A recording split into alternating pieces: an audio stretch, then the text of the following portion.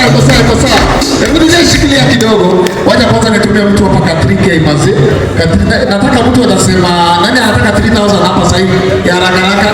Nani atasema yellow lorry, red lorry. Nisema mara moja tao, mara mbili tao mbili, mara tatu tao tatu. Yellow kama ni red ndio na ni yellow. Lorry, nenda sasa. Yellow lorry, red lorry, yellow.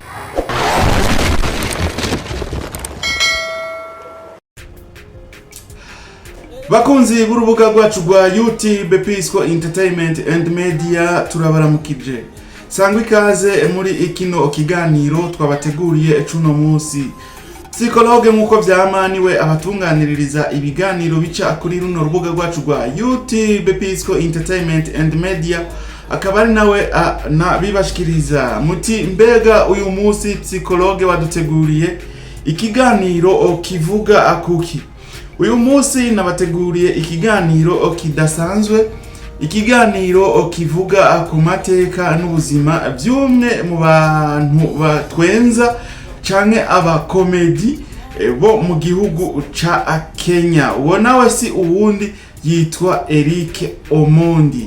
Mwibutse rero bino biganiro ducisha hano kuri runo rubuga rwacu rwa YouTube Pisco Entertainment and Media tubabwira ubuzima n'amateka by'abantu bashoboye kumenyekana, bashoboye kugira ico bamariye ibihugu byabo canke Afrika canke isi yose babicishije mu bikorwa byabo. Rero uyu Eric Omondi akaba ari imvukira ya Kenya, akaba avuka mu gihugu ca Kenya, akaba ari umuntu umwe yamenyekanye mu bantu batwenza cyane. Rero bino biganiro nkuko tubibazanira urashobora kuvyumviriza kugira ngo nawe wumve yuko woba waremwe nk'uyo muntu, kugira ngo nawe uzogeze urabe yuko nawe izo mpano wahawe zoshobora kukuviramwo ikintu, zoshobora kukuviramwo ushobora kuzivyaza umusaruro. Rero ukaba utaragira subscribe urahawe ikaze muri uno muryango wa YouTube Pisco Entertainment and Media. Karibu mu bwami bwa Pisco Entertainment and Media, ugire subscribe kugira ngo uzohore ubana natwe mu biganiro turiko turabashikiriza biciye kuri runo rubuga rwacu rwa YouTube. Urasabwe no kugira like canke j'aime kugira ngo uzohore uba mu bambere babona ibiganiro dushize kuri runo rubuga rwacu. Urasabwe no kuza kwandika muri commentaire utubwire ukuntu wumvise kino kiganiro. Ikindi naco usabwe kugira partage canke share ugihe abantu benshi kino kiganiro, kumbure hari gihe nabo bokumva ubuzima bwa Eric Omondi n'ivyo agezeko, nabo bikabafasha ukazodusanga nabo barabigejeje barateye imbere nka bwana Eric Omondi. Reka rero tumire amate gatoya turaje psychologue ndababwire mwidonido rya kino kiganiro ubuzima n'amateka biranga umwe mu bakomedi canke umwe mu bantu batwenza yitwa Eric Omondi.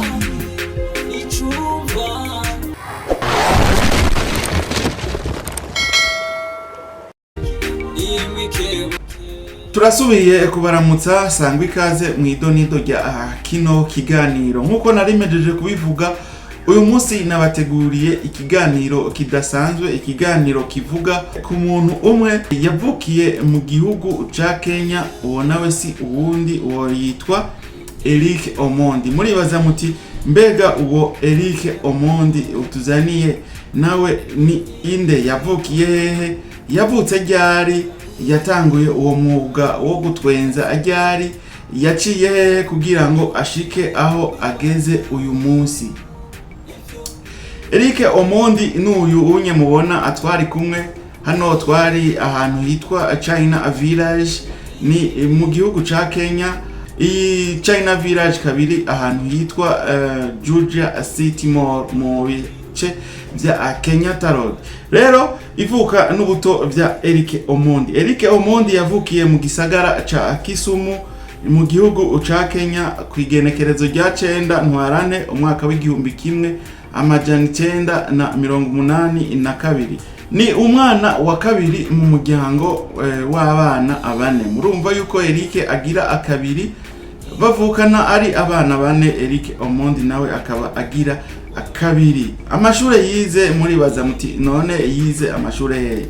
Eric Omondi yatanguye amashure yiwe kuri Kondele Primary School, akomereza muri Kisumu Boy High School. Numva aho yatanguriye amashure, yatanguriye ahitwa Kondele Primary School, aca ayabandaniriza muri Kisumu High School, aho ni ho yashoboye gutangurira amashure. Yaciye yinjira muri Daystar University, muri university yitwa Daystar, aho yize ivyerekeye ivyitangazamakuru, mass communication. Murumva yuko yaciye yiga ivyo gutangaza amakuru, mwisanzwe numumenyesha amakuru, yahize ivyo bita muri mass communication. Rero Eric Omondi yatanguye kumenyekana mu mwaka wa 2008 igihe yagaragara ubwa mbere kuri Churchill show ku rubuga rwa NTV Kenya. Urumva aho yatanguye kugaragara mu mwaka wa 2008 igihe yari kuri Churchill show ku rubuga rwa NTV Kenya, aho niho yamenyekaniye cyane mu gutwenza abantu. Urumva ko yatanguye kumenyekana mu mwaka wa 2008, akaba ubu turi mu mwaka wa 2025. Murumva yuko ubunye Eric Omondi ari umuntu izobereyemo canke abimenyereye. Ibikorwa yagiye ararangura, yashinze ikigo ciwe citangazamakuru n'ibikorwa vy'ubuhinga cyitwa Bwiwe Entertainment. Urumva yuko nawe yashoboye gushinga ikigo ciwe citangazamakuru cy'ibikorwa vy'ubuhinga cyitwa Bwiwe Entertainment. Ni umwe mu bakora ibikorwa byo gusesereza bifasha ugwaruka hamwe n'ibikorwa vy'iterambere. Eric Omondi ni umwe aha inguvu ugwaruka, kandi akaba akora n'ibikorwa vy'iterambere. Murumva yuko uyo mu comédien canke uyo muntu atwenza yitwa Eric Omondi yuko yitaho n'ibikorwa vy'iterambere. Reka tuze rero tubabwire imiryango n'ubuzima bwiwe bwite. Eric Omondi ntarubaka urugo rwiwe, yamara yamenyekanye kuba yakundanye n'abagore benshi batandukanye, akaba afise abana babiri, umuhungu be n'umukobwa.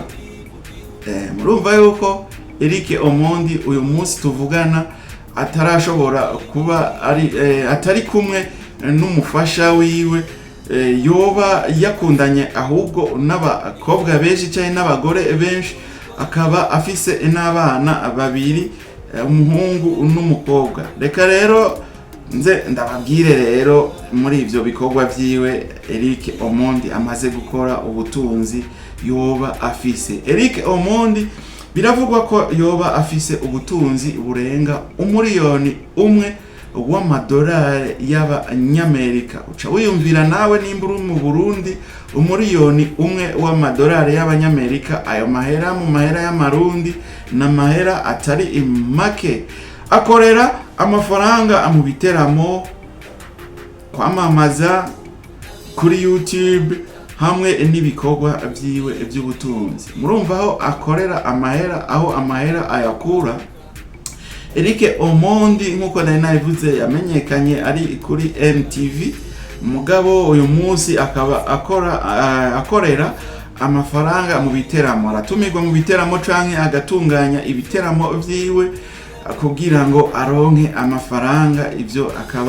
Ivyo biteramo akaba abikora akora bimwe byo gutwenza abantu, hama mu kwinjira bakinjira barishe amafaranga, akaba arabonye amahera. Rero iyo mpano yawe nimba ufise impano yo gutwenza, komerezaho nawe birashobora kuzoguhindurira ubuzima. Ahandi naho akura amafaranga canke amahera ni ukwamamaza, kugira amapublicité, amasosiyete kanaka niyo amutumako akakora muhibiraka agakora publicité rero akabana kubona amahera canke amafaranga handi naho akura amahera narimejeje kubibabwira akura amahera kuri YouTube ku rubuga rwiwe rwa YouTube. Eric Omondi murumva yuko afise ahantu henshi hatandukanye hamuhereza amahera, akura amahera kuri YouTube. YouTube nayo mukaba muzi yuko ku bantu bayikoresha iriha neza.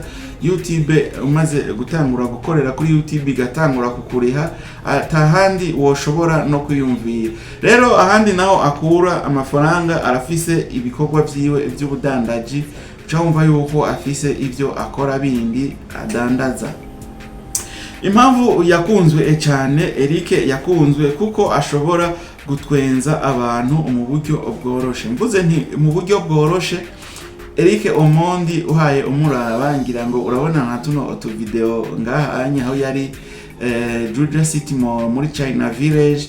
Murabona yuko twenza abantu yirekuye, murabona yuko ari impano yiwe, urabona yuko bimurimwo ari indemanwa. Rero nico gituma ngaha bavuga bati arashobora gutwenza abantu mu buryo bworoshe.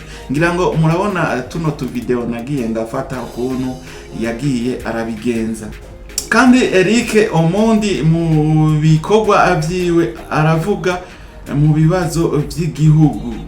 Ibibazo vy'igihugu mu gihe hariho ibitagenda neza mu gihugu uciwe arabivuga abicishije muri kwa gutwenza kwiwe, abicishije muri iza comedy iziwe.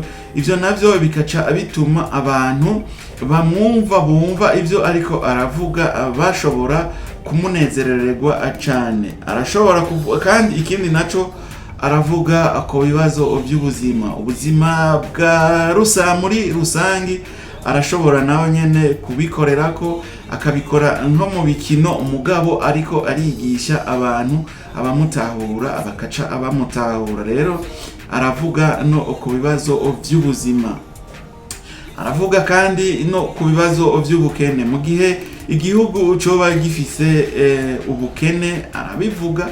Kandi ntavuga kuvyerekeye ico igihugu ciwe gusa, arashobora no kubivuga muri rusangi hama akaba ariko arakebura canke akaba ariko aratanga inyigisho. Eric Omondi kandi arashigikira ugwaruka. Mu gihe Eric Omondi yabonye yuko ugwaruka ruri hafi yiwe rufise impano canke ruri ntaho nikora, Eric Omondi ararushigikira acane. Mumva yuko Eric Omondi twomushira nko twovuga yuko ari intumwa y'Imana, n'umukozi w'Imana kuko umerewe nabi Eric Omondi ntashobora kukwirengagiza. Rero urugwaruka abona yuko ufise kazoza ufise impano, Eric Omondi aragushigikira akagufasha kugira ngo nawe iyo mpano yawe igufashe utere uja imbere. Ku bantu muri Kenya mufise impano rero murashobora kumurondera mukamuganiririza. Murabona ngahanye twaraganiriye jewe gatoya, urabona hatwari kumwe ngaha. Eric Omondi n'umuntu si baba star bagara, n'umustar yugurukiye umuntu uwo ari we wese. Ko Eric Omondi uravye amateka afise mu gihugu ca Kenya niyo ushobora kwemera kwifotozanya n'umuntu uwo ari we wese ngo n'umufana. Murabizi na cyane cyane nk'aba star biwacu mu gihugu cy'u Burundi ukuntu bimeze. Ariko ubwo sibwo ubustar ahubwo kuja hamwe n'abandi, kwiyegereza abanyagihugu ivyo ushoboye ukanabibafasha. Bagusavye service ukabegera ukabafasha, atari ivya bindi bavuga byo ngo nukugara. Sinzi kugara iyo terme nkunze kuyumva, ariko Eric Omondi wewe ntagara. Eric Omondi n'umuntu yugurukira umuntu wari wese. Eric Omondi novuga ko ari nk'intumwa y'Imana kuko umwituye Eric Omondi aragufasha mu byo ashoboye, aragufasha arakumviriza neza.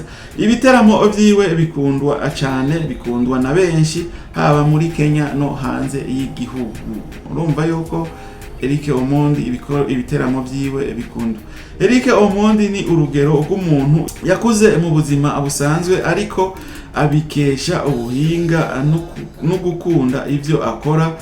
ashika kure cyane. Ni umwe mu banyacubahiro b'intwara rumuri mu by'ugwenya muri Kenya no muri Afrika. Ugwaruka rurashobora kumwigira ko cyane mu kugira ukwizera, ukwihangana no gukora vy'ukuri.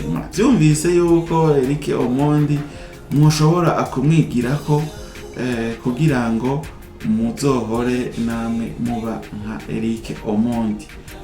Rero ukaba utarabona ibikorwa bya Eric Omondi, wifuza kumenya Eric Omondi neza, ushobora kugenda kuri chaîne yiwe ya YouTube ni Eric Omondi, canke ukagenda kuri page ya Facebook Eric Omondi. Imbuga ziwe zose ni Eric Omondi. Urashobora kubona ibikorwa akora, urabona ko ari ibikorwa bisanzwe.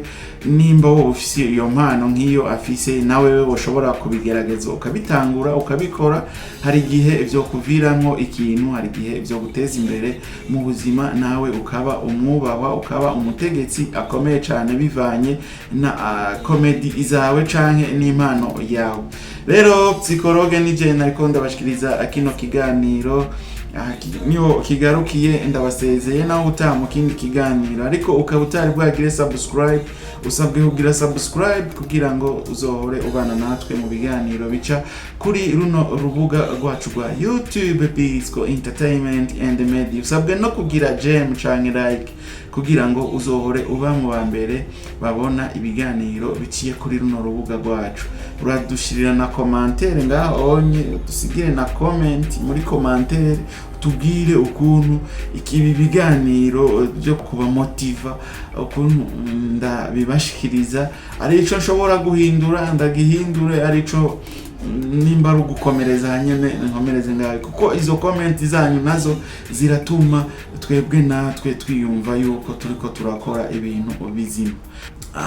Nyuma uraza no kugira partage kugira ngo ikiganiro gishikire abagenzi bawe, ugiha abagenzi bawe canke bene wanyu bumvirize ibiganiro nk'ibi, kugira ngo nabo barabe yuko boshobora guhindura mind, bagahindura ivyiyumviro. Ari ushoboye kubikora abikore, kuko nta kiguzi cyatari bisaba yuko ugira umwete no kwihangana, hama ukakora ukageza. Hari igihe uzubona indoto zawe ziri muri ivyo bikorwa. Rero ndabasezeye nawe umaze kugira subscribe, uruwagaciro cyane. Nzokwama nagukura inkofero nkuko namye ndabikora. Imana iguhezagire.